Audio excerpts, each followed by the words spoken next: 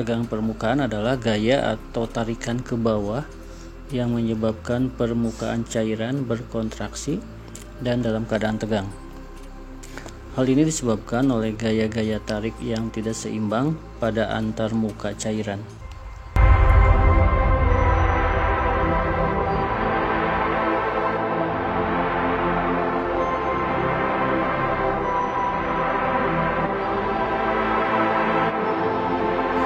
Jadi ilustrasinya ini gambaran bahwa kalau kita lihat molekul air di dalam air dan di permukaan ada perbedaan.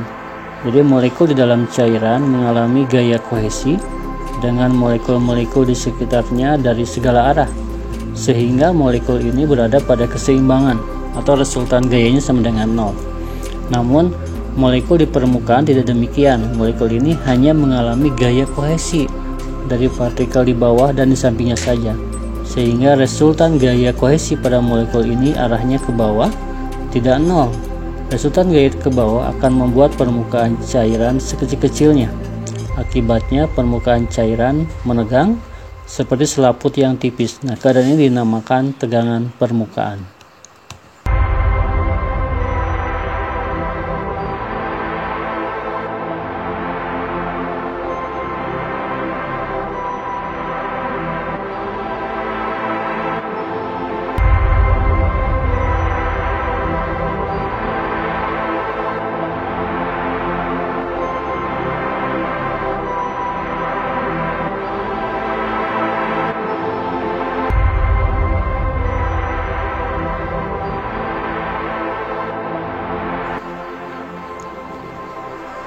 Rumusnya untuk menghitung berapa besar tegangan di permukaan air, yaitu persamaannya gamma sama dengan F besar dibagi dengan D kecil.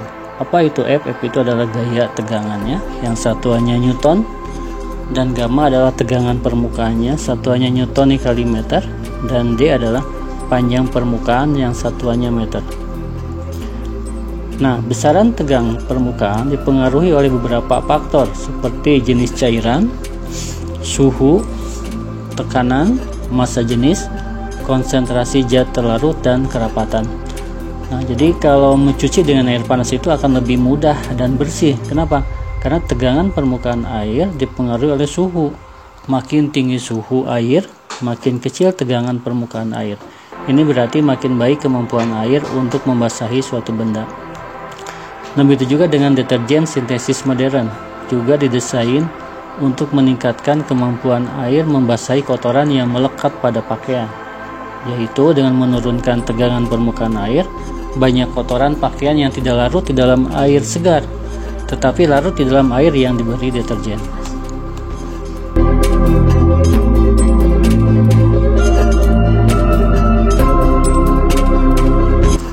Nah, oke, kita akan bahas bagaimana contoh soal tentang tegangan permukaan.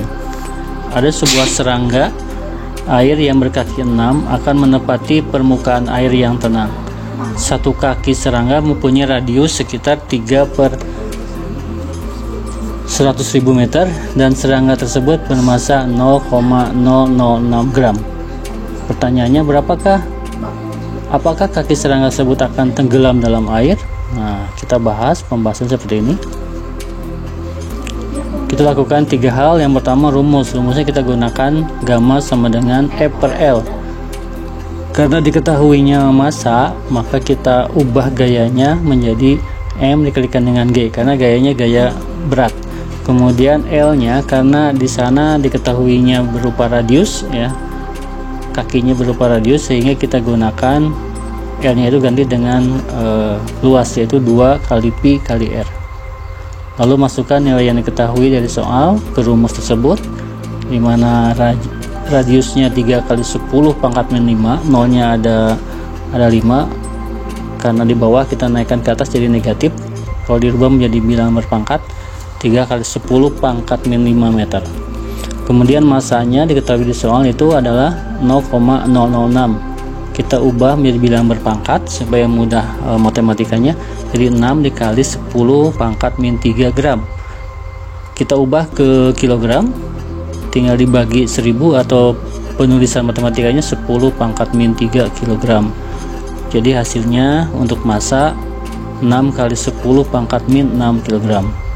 Nah, kemudian kita olah dengan matematika, ya, itu hasilnya 0,32 Newton per meter. Bagaimana caranya? Nah, kita gunakan metode Dr. Hendrik supaya mudah dalam perhitungan matematikanya.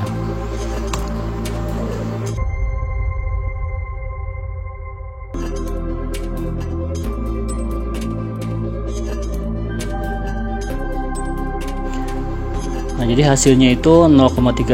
Artinya apa? Kalau kita bandingkan dengan konstanta tegangan permukaan air yaitu 0,07 Newton per meter, maka konstanta tersebut hampir 4 kalinya untuk nilai air. Ini menunjukkan apa? Bahwa kaki serangga itu akan tenggelam. Demikian pembahasan contoh soal tegangan permukaan. Jadi kita bisa mengetahui dengan rumus tersebut apakah suatu benda akan tenggelam atau melayang atau terapung di dalam suatu fluida statis.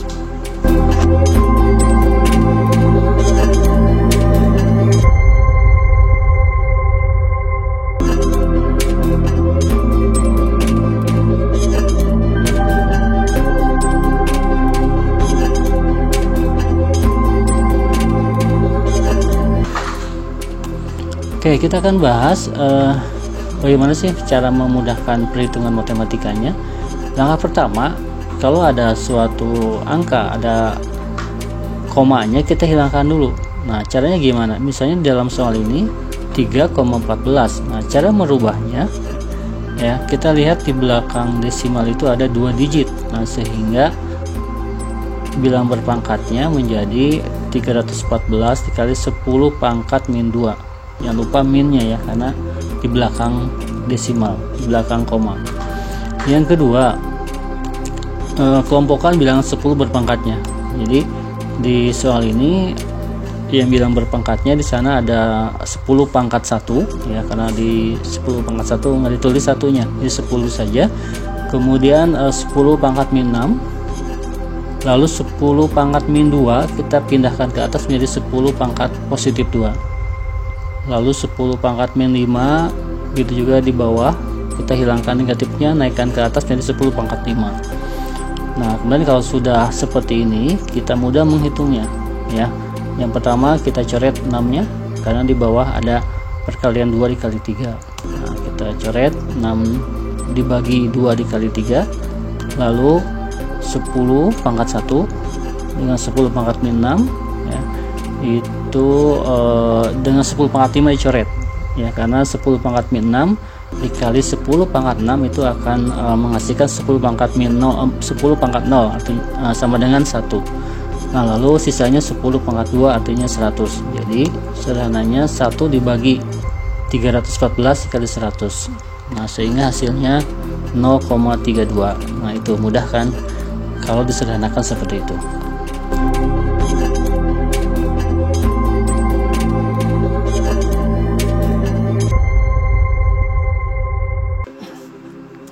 Baik, berikutnya ya, kalau ada soal seperti ini ya, untuk menghitungnya gunakan rumus gamma sama dengan setengah dibagi F per L ya.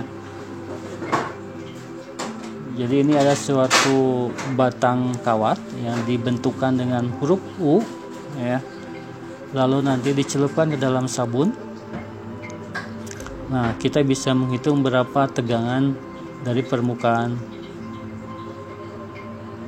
sabun tersebut ya. Jadi gamanya tegangan permukaan, satuannya Newton per meter, F-nya adalah gaya tegang permukaan air, dan L-nya adalah panjang dari kawat tersebut. Nah, contoh nih, ada sebuah soal seperti ini ya. Jadi ada gambar yang tadi, sebuah batang kawat dibengkokkan seperti huruf U. Kemudian kawat kecil VQ yang bermassa 0,2 gram ya, 0,2 gram dipasang pada kawat tersebut. Kemudian kawat tersebut dicelupkan ke dalam cairan sabun dan diangkat vertikal sehingga ada lapisan tipis sabun di antara kawat tersebut. Nah, ketika ditarik ke atas ya, kawat kecil mengalami gaya tarik ke atas oleh lapisan sabun. Agar terjadi keseimbangan, maka kawat kecil VQ digantungkan benda dengan massa 0,1 gram ya, 0,1 gram. Jika panjang kawatnya 10 dan gravitasinya 9,8, berapa tegangan sabun? Gimana caranya? Oke, seperti biasa ya. Ini contoh gambaran soalnya ya. Kalau kita buat gambaran soalnya seperti ini. Nah, gimana cara membahasnya? Ya, seperti biasa, ingat langkahnya 3 hal. Yang pertama, rumusnya. Kita gunakan rumus pada kawat yang berbentuk huruf U, yaitu gamma sama dengan F/2L, F/2L ya. Lalu masukkan ya nilai dari soal rumusnya, karena diketahuinya adalah gramnya, masanya, maka kita ubah gayanya menjadi M dikalikan dengan G ya. Kemudian massa ini ada dua buah, yaitu massa kawat dan massa bendanya. Nah, kita jumlahkan ya. Nah, sehingga dari soal diketahui ya, massa kawat tadi kan 0,2 gram, kita ubah ke kilo ya menjadi 10⁻⁴ ya kilogram. Kemudian massa bendanya 0,1 gram, itu kalau kita ubah ke kilo menjadi 10⁻⁴ kilogram. Dan panjangnya tadi 10 cm, kita ubah ke meter menjadi 10⁻⁻⁴. Dan gravitasinya 9,8. Nah, kita hitung, ternyata hasilnya 1,47 kali 10⁻⁻² Newton per meter. Nah, itu dari soal tersebut besarnya tegangan permukaan ternyata 1,47 kali 10⁻⁻² Newton per meter. Nah, sekarang berikutnya, apa sih perbedaan kohesi dan adhesi? Dari awal kita singgung ya, istilah kohesi dan adhesi kita bahas. Jadi kohesi dari kata ko ya dan hesi, artinya ingatnya kata konferensi kan suka bermesra bersama-sama ya. Maka di sini secara fisika artinya adalah gaya tarik menarik antar molekul yang sama, Misalnya ada pada fluida statis ya, air tadi, maka di sana tarik menariknya adalah fluida statis, yaitu air. Kemudian apa itu adhesi ya, gaya tarik menarik antar molekul yang berbeda. Ingat A ya, atom adhesi ya. Jadi A di sana artinya berbeda jenisnya. Kalau kita ilustrasikan gambarnya seperti ini ya, ini ada dua buah orang yang berbeda warnanya nih. Nah, ini artinya adhesi ya. Kalau ini sama berarti kohesi. Jadi ingatnya salah satu saja biar nggak tertukar ya. Ingatnya A itu tidak ya, adhesi. Jadi A nya adalah tidak atau berbeda jenisnya ya, tidak sama. Nah, ini ilustrasinya. Jadi misalnya ada sebuah fluida statis air, di sini ada misalnya sebuah kaca ya. Ini ada sebuah kaca. Nah, jadi kalau adhesi itu ya tarik menarik nanti air dengan kaca ya, atau dengan gelas di sini nih ya, yang kaca. Sedangkan kohesinya yang sejenis ya, air dengan air.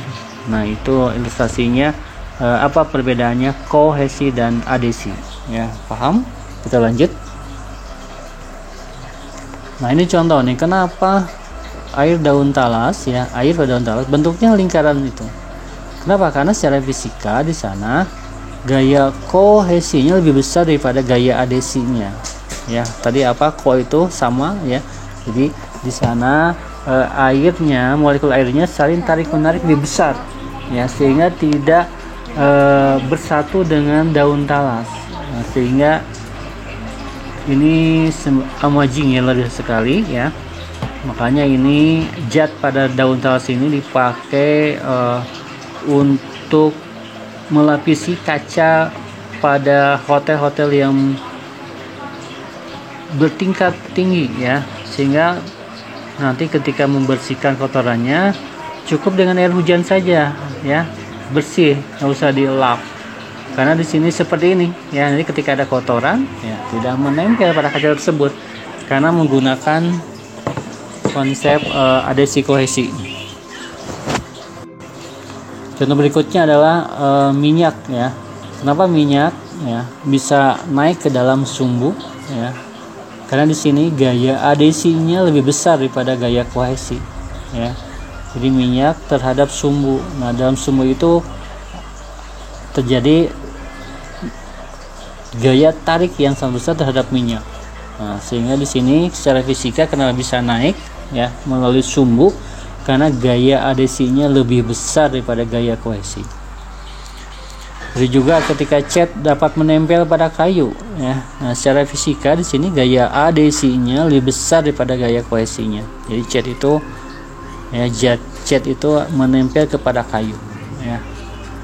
Nah, Nah, begitu juga dengan kenapa air ya ketika kita masukkan dalam tabung kaca ya, itu bentuknya seperti itu ya, cekung kelihatannya. Kenapa? Karena gaya adesinya lebih besar daripada gaya kohesi. Jadi air menarik ke dalam kacanya lebih besar ya.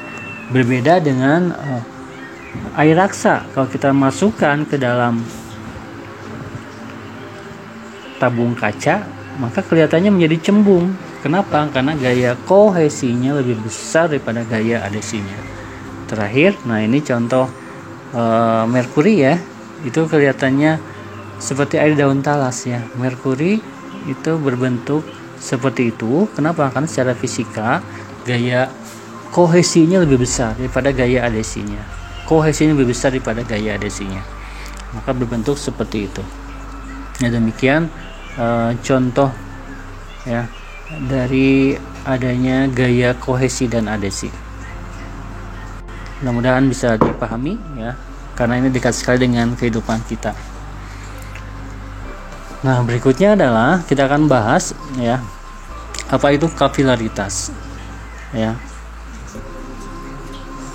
yaitu secara fisika artinya adalah fenomena ya, naik atau turunnya permukaan zat cair ya, dalam suatu pipa kapiler, yaitu pipa dengan luas penampang yang sempit ya. Nah, penyebab peristiwa kapilaritas disebabkan adanya gaya adesi dan gaya kohesi yang menentukan tegangan permukaan zat cair. Zat cair akan naik ya di dalam pipa kapiler apabila gaya adesinya lebih besar daripada gaya kohesi. Ya. Sekali lagi ya, zat cair akan naik dalam pipa kapiler apabila gaya adesinya lebih besar daripada gaya kohesi. Nah, zat cair akan turun dalam pipa kapiler apabila gaya kohesinya lebih besar daripada gaya adesi. Bisa dipahami ya. Ya.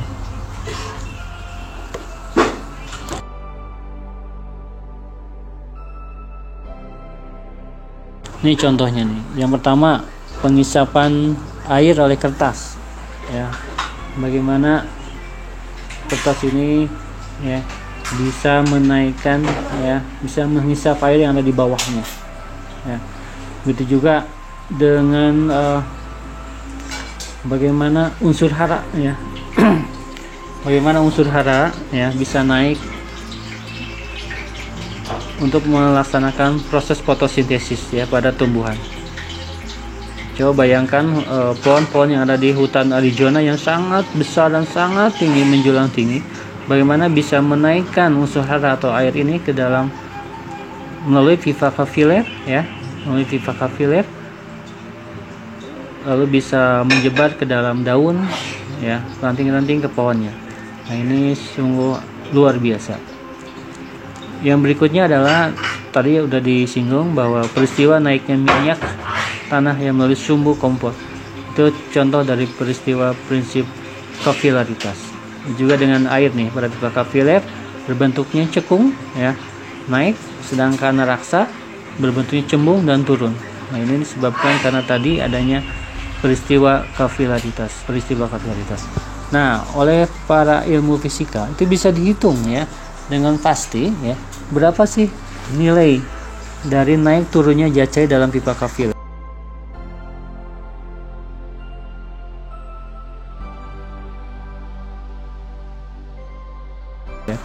Nah, ini menggunakan rumus ya, Y sama dengan 2 gamma dikalikan dengan cos theta dibagi dengan rho dikalikan dengan G dan dikalikan dengan R ya.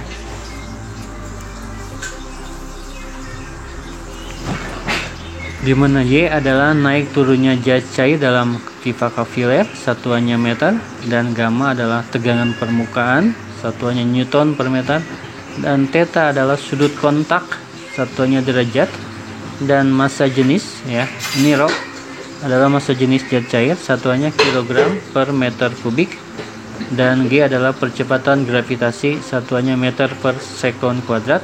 Terakhir adalah jari-jari penampang pipa, satuannya meter. Nah, demikian cara menghitung atau rumus untuk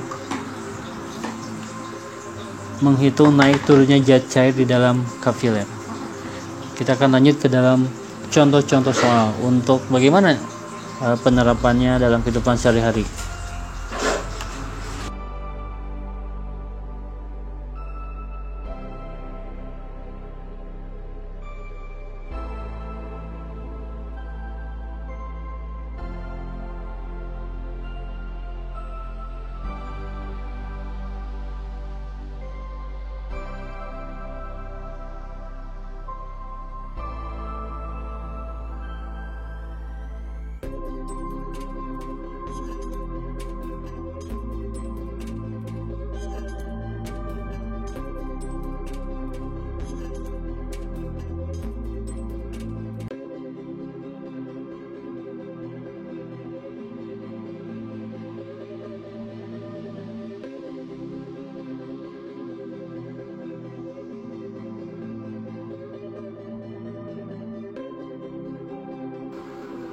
Bagaimana cara menghitung pembagian puluhan ribuan jutaan tanpa kalkulator?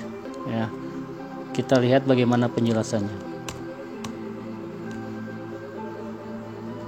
Oke, untuk puluhan dulu. Misalnya 27 dibagi 9. Nah, bagi yang belum tahu ya. Nah, caranya mudah sekali untuk pembagian dengan 9. Cukup di depannya ditambah 1. Ya, cukup di depannya ditambah 1. Jadi prosesnya 2 ditambah 1. Maka hasilnya 3. Jadi 27 dibagi 9 sama dengan 3. Mudah kan? Jadi nggak usah dihafal. Cukup depannya ditambah 1. Contoh lagi, 36 dibagi 9. 3-nya tambah 1. Jadi hasilnya 4. Itu juga 54 dibagi 9. Depannya tambah 1 ya. Maka hasilnya adalah 6. Nah, itu untuk pembagian 9 pada puluhan. Bagaimana untuk ratusan? Nah, ini juga gampang. Gini caranya. Misalnya 504 dibagi 9. Ya. Langkahnya bagaimana? Yang pertama, angka yang di depan kita turunkan 5. Kemudian jumlahkan dengan angka yang di depannya. 5 ditambah 0 5. Lalu jumlahkan lagi angka yang di depannya. 5 tambah 4 9. Kemudian simpan di atas. Simpan di atas ya. Lalu dibagi dengan 9. Hasilnya 1. Nah, simpan di sini ya, di atas angka 5 ini. Lalu setelah itu selesai, kita jumlahkan 5 ya, tambah 1 6, kemudian 5. Jadi hasilnya 504 dibagi 9 adalah 56. Gampang kan? Nah, berikutnya contoh yang kedua, 756 dibagi 9 ya. Langkahnya seperti apa? Yang pertama, turunkan angka yang paling depan, paling kiri ya, 7. Lalu jumlahkan dengan angka berikutnya. 7 tambah 5 12. Cara menuliskannya 2, satunya di atas. Lalu jumlahkan lagi dengan angka berikutnya. 12 ditambah 6 18. Simpan di atas. Lalu dibagi dengan 9. Hasilnya 2. Lalu simpan di situ. Selesai, kita jumlahkan. 2 tambah 1 tambah 7 8. 2 tambah 2 4. Jadi hasilnya pembagian dari 756 dibagi 9 adalah 84. Gampang ya. Nah, oke, sekarang bagaimana kalau pembagian 9 ya, ribuan? Kita lihat contohnya seperti ini. 421 dibagi 21.713 dibagi 9 ya.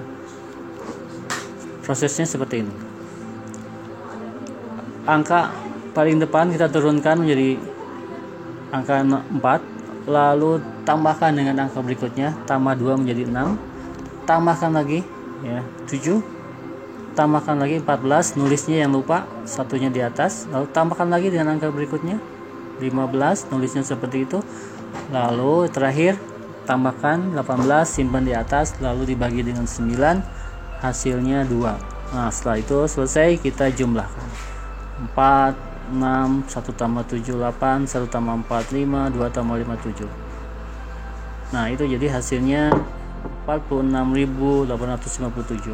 Gampang ya, tidak usah pakai kalkulator lagi.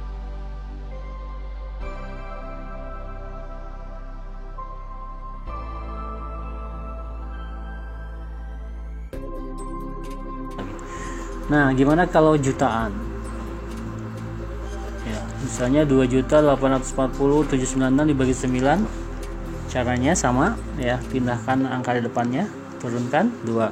Lalu jumlahkan dengan angka berikutnya 10. Menulisnya jangan lupa menulisnya 1 di atas kemudian 0. Jumlahkan lagi dengan angka berikutnya ya, 14. Satunya di atas, lalu tambahkan dengan angka berikutnya 14 juga.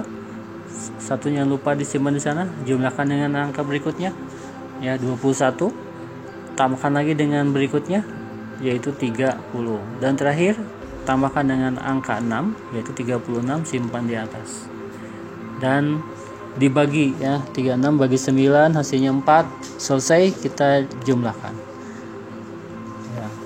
1 tambah 2 3, 1 tambah 0 1, 1 tambah 4 5, 2 tambah 4 6, 3 tambah 1 4, dan 4 tambah 0 4. Jadi hasilnya 315,64 ya. Nah, itu pembagian jutaan dan ribuan kalau dibagi dengan angka 9. Mudah, jangan pakai kalkulator ya. Nah, kita coba satu lagi contohnya. Oke. 580 dibagi 9. Ada yang mau nyoba? Ya. Langkah pertama, jangan lupa turunkan angka yang paling kiri ya, turunkan angka yang paling kiri yaitu 5. Lalu jumlahkan dengan angka berikutnya ya, 13. Menulisnya jangan lupa ya, satunya di atas. Tambahkan lagi dengan angka berikutnya 13. Tambahkan lagi dengan angka berikutnya 20. Tambahkan lagi dengan angka berikutnya 28. Tambahkan lagi dengan angka berikutnya 37. Terakhir tambahkan dengan angka 8. Simpan di atas. 45 bagi 9. Nah, dengan cara cepat juga tadi, tinggal tambahkan angka di depannya yaitu 5. Oke, selesai. Kita lalu jumlahkan. Nah, jumlahkannya dari sebelah kanan dulu. Kalau ini karena 7 ditambah 5 itu 12, simpan 1 di atas. Tambahkan 8 tambah 4 12 ya, simpan 1 di atas. 1 tambah 2 3, kemudian 2 tambah 3 5, 1 tambah 3 4, 1 tambah 5 6. Jadi hasilnya kalau pembagian seperti itu ya, hasilnya 645.322. Asik kan, mudah kan? Nah, itu adalah trik dari Dr. Hendrik Method. Silakan Anda lebih tonton di YouTube-nya ya, di channel Smart Edu Channel. Baik, berikutnya kalau bagaimana kalau pembagian 5? Nah, sama, ini juga ada cara cepat kalau untuk pembagian 5, cepat tepat tanpa kalkulator. Oke, contoh 421.715 dibagi dengan 5 ya. Nanti kalau sudah terbiasa bisa cepat. Nah, ini prosesnya seperti ini. Jadi kalau dibagi dengan 5 ya, setiap angkanya kalikan dengan angka 2. 4 kali 2 8, 2 kali 2 4, 1 kali 2 2, 7 kali 2 14. Jangan lupa menuliskannya 1 di atas. Kalikan 1 kali 2 2. Terakhir 5 kali 2 10 ya. Nolnya tidak usah dicatat karena dibagi 10 sama dengan 1 ya. Nah, kemudian lalu jumlahkan 8 4 3 4 3. Nah, jadi hasilnya 421.715 bagi 5 adalah 84.343 ya. Kita lanjut ke soal yang kedua. Bagaimana kalau jutaan dibagi 5 ya. Contoh angkanya 3 4 6 5 9 8 0 dibagi 5. Caranya sama. Langkah pertama, angkanya kalikan dengan 2. 3 kali 2 6, 4 kali 2 8, 6 kali 2 12. Jangan lupa menuliskannya satunya di atas. Kemudian 5 kali 2 10, 9 kali 2 18. Jangan lupa menuliskan satunya di atas. 8 kali 2 16. Terakhir 0 kali 2 pasti 0 ya, nggak usah ditulis. Nah, kita jumlahkan 6 9 3 1 9 6. Jadi hasilnya pembagian itu ya 693 196. Kalau nggak percaya, buktikan dengan kalkulator. Oke, bagaimana kalau puluhan? Ini gampang sekali ya, tinggal kalikan saja depannya, angkanya kalikan dengan 2. 2 kali 2 4. 0 nggak usah diperhitungkan ya, nggak usah dihitung karena 10 dibagi 10 adalah 1. Jadi cukup angka yang bukan 0 saja. Maka hasilnya ya, kita nggak usah mengingat, nggak usah pakai kalkulator. 20 bagi 5 adalah 4. 30 bagi 5 tinggal dikalikan, 3 kali 2 6 ya. Jelas hasilnya 6. Terakhir 45 bagi 5. Nah, bagi yang belum tahu, belum hafal, cukup kalikan setiap angkanya, kalikan 2. 4 kali 2 8, 5 kali 2 10 ya. Lalu terakhir jumlahkan, jangan lupa nolnya nggak usah dibawa, tinggal tambahkan 1 tambah 8 adalah 9. Jadi hasilnya 45 dibagi 5 adalah 9. Nah, demikian trik pembagian ya, cepat tepatan kalkulator, pembagian 9 dan 5 menggunakan metode Dr. Hendrik. Fisika dan matematika jadi mudah.